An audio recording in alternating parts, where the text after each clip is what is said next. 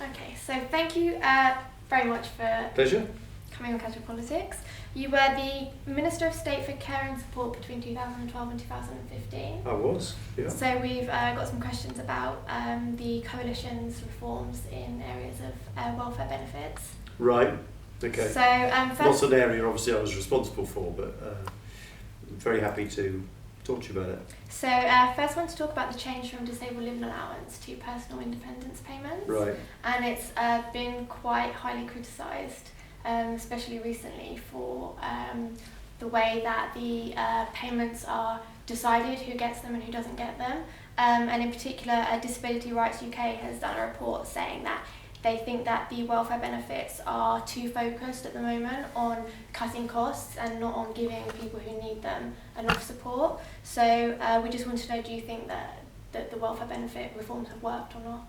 Well, I think the government's got to be willing to listen to challenges to the new system and to concerns raised by organisations like that. And if they're not working as they should be, then the government needs to be prepared to change them.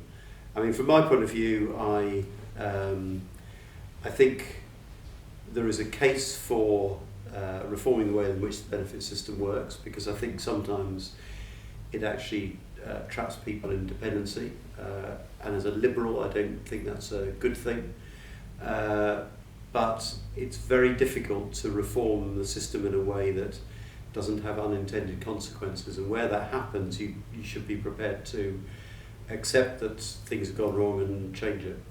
Okay, yeah. So another area that's been criticised is the company which carries out the assessments in part of England, so that's ATOS.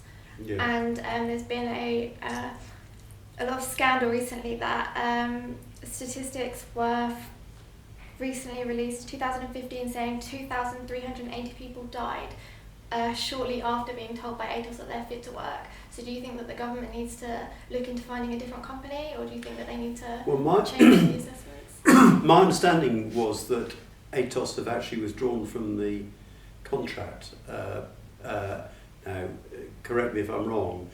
Certainly from my point of view, I had real frustrations with ATOS. As a constituency MP, I was dealing with cases where people were expressing real concerns and frustrations with the way in which the assessments were being undertaken. And I had a particular concern about people who suffer from mental ill health. And actually during my time as a minister, I took a couple of cases that I had experienced in Norfolk and put them to the benefits minister in the Department for Work and Pensions and asked to meet with him, because I felt that from the stories that I was hearing that the benefit system was not dealing sensitively with mental ill health. Now actually there's a very good case for helping people with mental ill health to work, to get back into work, but when you hear stories about the benefit system actually, in the way it works, damaging people's health, then there should be real concerns about that. And I want, as a sort of policy objective, health and the benefit system to work much more closely together, and for there to be much more sensitivity, particularly in dealing with people with mental ill health. There does have to be some sort of assessment. You have to have some mechanism for determining who's entitled and who isn't. But I think that there was clear evidence that the system wasn't working properly. Do you think that's a problem with the way that the assessment is carried out, or do you think that's just a problem with society, the way that people view mental health and the way that people struggle to get diagnosed because it's not as known about, do you think? Probably a bit of both. Yeah. Mental health is sometimes more complicated. If you've got a broken leg or a diagnosed physical health condition, it's sort of plain and obvious how that might limit your mobility or whatever it might be. Someone who suffers from mental ill health might present as if there's nothing wrong with them, and an unsophisticated assessment may completely fail to understand how that person is limited by their mental ill health. I mean, there's another change that the Conservatives are planning, which I have real problems with, and that is to, in effect, force people with mental ill health to have therapy, cognitive behaviour therapy or whatever, because the whole concept of therapy is about a willing participant. And if you're forcing someone to do it, self-evidently that's not the case. Yeah, definitely. Got some statistics from Multiple Sclerosis UK who've said that 42% of people who took an assessment said that the assessor didn't ask them about their hidden symptoms. They didn't ask them about things that were going on that they couldn't physically see. So that's obviously a problem that needs to be addressed with the assessment. It is, and the fact that the data, I think, shows that a very substantial percentage of people who appeal succeed on that appeal leaves you to believe that there's something wrong with the assessment. And you're also left worrying that those people who don't appeal, perhaps because they don't have the wherewithal or the support to do it, may be losing out on something that they're properly entitled to. Yeah. Okay, and then, so more generally, what do you think needs to be done in society to break down the stigma of mental health and make it more talked about and more accepted in society? Well, the campaign Time to Change, I think, is a fantastic sort of social movement, really. Jointly funded by government and Comic Relief. I secured additional funding for this year. I think it's really important that that's maintained beyond this year. And there is evidence that from the work that they're doing that attitudes are changing.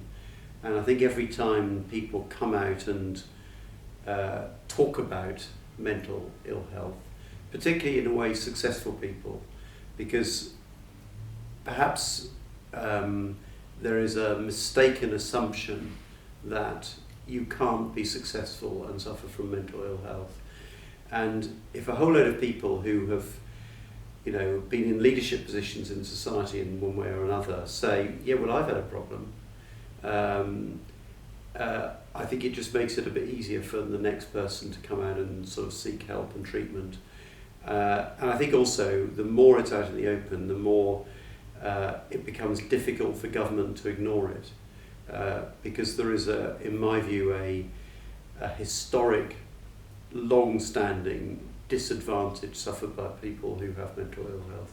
They do not have the same right to get treatment on a timely basis. Yeah, I was going to ask you about the waiting times for people with mental health issues. So I know that they did some campaigning to bring them in line with physical issues. Yeah, we introduced the first ever maximum waiting times in mental health from April last year. So a 2-week standard for early intervention psychosis, so that you're starting treatment within 2 weeks of the psychotic episode. The starting point is that 50% of all people experiencing a first psychotic episode should start their treatment within 2 weeks, and then progressively, as you build capacity in the system, you increase that percentage. Now, interestingly, the Prime Minister re-announced that in his speech on Monday, but that's something that I secured and brought in. But at the same time as we announced the first waiting time standards, there's also incidentally a 6-week standard for access to psychological therapies under the IAP programme. But at the same time as we did that, we published a vision which said that by 2020 we should aim for comprehensive maximum waiting time standards. And what worried me about the Prime Minister's speech was that there appeared to be no reference to that. And for me, rather than it being a sort of dramatic statement by the Prime Minister of an enhanced provision for mental ill health, actually it's a scaling back of ambition, which I was very disappointed by. Okay, last question is change of subject onto David Bowie. Right, my goodness. Okay. Just wanted some some comments about his recent passing? Well, so I'm not going to claim to have been a sort of passionate advocate or follower of David Bowie as I was growing up. I did go to see him. I went to, I think it was called the White Tour. This is really depressing, but it was back in probably 1979 in Stafford in an enormous venue, and it was fantastic. It was amazing, and so I recognised that he was an immense talent and incredibly influential in not only in sort of music but in art, I think, more generally. And we've got a son who's in the music business, and you know, stuff that's being done now in many respects is influenced by David Bowie. But I think also the other thing that I think is extraordinary is that we've seen great advances in society over the last decade or so over attitudes towards sexuality. And he was a complete trailblazer over gender and identity, and just a sort of, in a way, I think a liberal attitude towards allowing people to be exactly who they are, to live your life as you choose to lead it, not being dictated to either by the state or by convention. And I think that actually it was a remarkable, audacious sort of step he took at that time in the 70s, way before this became a sort of accepted mainstream sort of subject. And he just challenged every convention, and I thought that was amazing. As a liberal, as someone who believes fundamentally in people's right to be who they are, I think that was incredible. Would you agree with the proposals for a third gender then for official documents and passports? No, totally, yeah. I don't think there should be any sort of, you know, constraints. People ought to be able to identify themselves as they want to, without officialdom imposing artificial constraints. Okay, thank you very much. Pleasure.